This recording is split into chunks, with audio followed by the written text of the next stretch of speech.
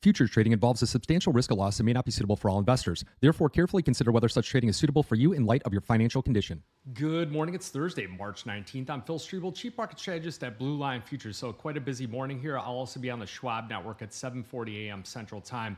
The big picture is here. We've got a sea of red on the screen here going across the precious metals complex, the U.S. equities, also most of the foreign currencies and cryptocurrencies. So the Federal Reserve yesterday, they held rates at 3.5%, 3.75%. No surprise on the decision. The dot plot still shows one interest rate cut in 2026, but it's unlikely at the moment. The bottom line is the Fed is stuck here. Iran is driving energy inflation up, the labor market softening. We've got a classic stagflation setup here. You do have May Brent crude oil top in 114 here, so getting up to as high as 119. That's BZK on many people's platforms here, although it most likely will be a delayed contract here because of the fact that it does trade on a different exchange. You look at your May crude oil futures sitting at $96 here, up about 56 cents here. So you can see the disconnect between oil over in Europe and then oil in the U.S. here, still quite elevated in the U.S.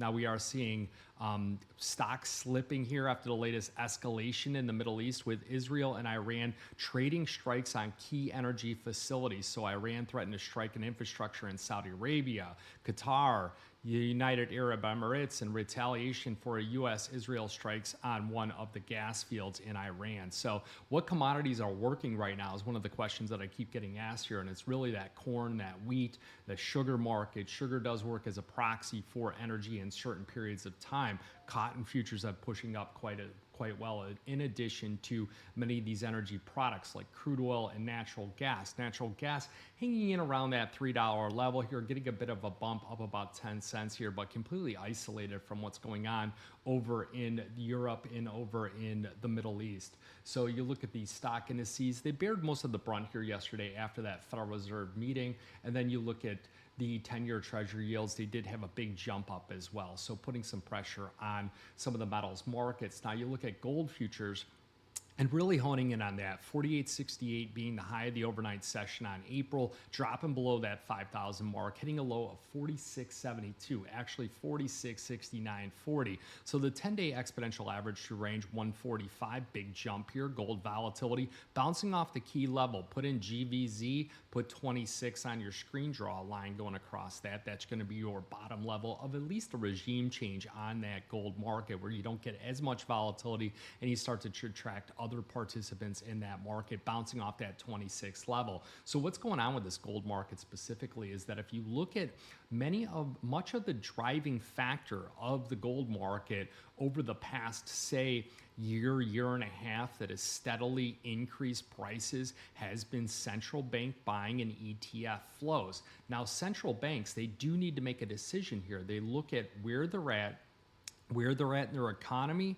what the driving factors are of their monetary policy, and they're seeing that energy inflation is the biggest headwind here, not only in places like China, in Europe, in the US, and the concerns are that they've got to make decisions here as far as, are we going to continue to expand our gold holdings from a central bank standpoint, or are we going to pause those holdings here, pause adding to that central bank demand here, and start to look at maybe deploying some of that capital to securing energy infrastructure, energy products, and things like that to try and stabilize the economy.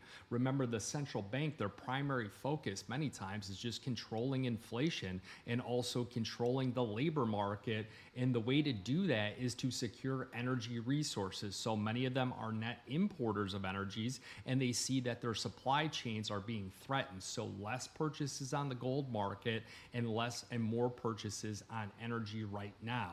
Now, as their energy inflation comes down, as things more normalize, what you'll see is that they will now start to shift back to buying gold and other resources, and you'll see that the Individuals, you'll see ETF flows. This is all in my opinion. I could be wrong at any time, but this is what I'm observing happening here at the moment, that they'll come back into that gold market, and then perhaps you'll get things like the silver, the copper market moving along with it. Now you look at the May silver, you do have slower global growth because of the rising inflation.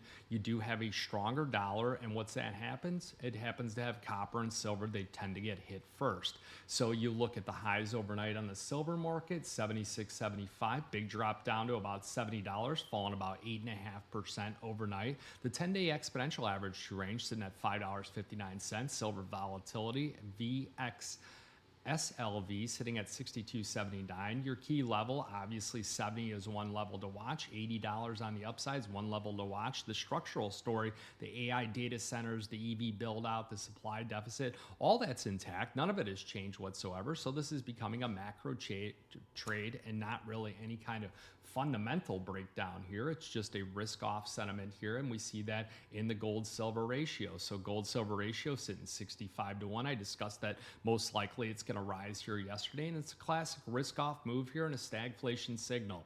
You look at the ETF flows where they cut gold for the 5th straight day. They added silver here with gold ETF flows declining 0.2%. They sold out about 189,000 troy ounces. The 5th straight day declines. And you look at total gold held by ETFs this year, only rising about 0.2% here. So the lowest level since January 12th, and gold's only up about 12% this year and fell 3.7% in the previous trading session.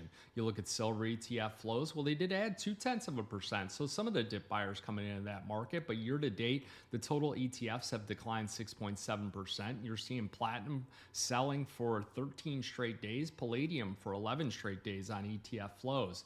You look at some of the macro news here, well, the ECB, this is where a lot of these central banks here, and this is where some of those key drivers in the gold market, where it's the central bank buying. I'm telling you that if they're concerned about energy, they're going to secure energy resources. They're probably going to increase more defense spending and things like that. So the ECB, they kept their deposit rate unchanged, 2% here. That's where it's been since last June. And then you'll see that most economists see their borrowing costs staying there throughout the year, and they see traders betting on the possibility of an interest rate hike. The Bank of Japan kept its policies unchanged, but added that Middle East added to its risk factors here without altering its inflation outlook, but they still suggest the potential path for rising interest rates in the months ahead.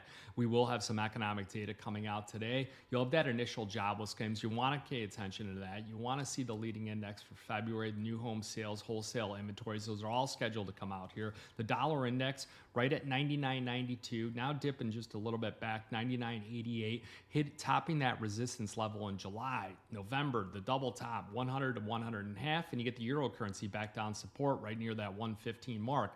10-year treasury yields 4.18 yesterday, going pre-Fed meeting, post-Fed meeting, and into today, 4.27%. That's a huge jump here. The volatility index was back at the low end of the range here, right around 22, 21.5, and it jumps up where to 24.75, placing it in the mid-20 range here. The key level to watch is that March 16th high of 25.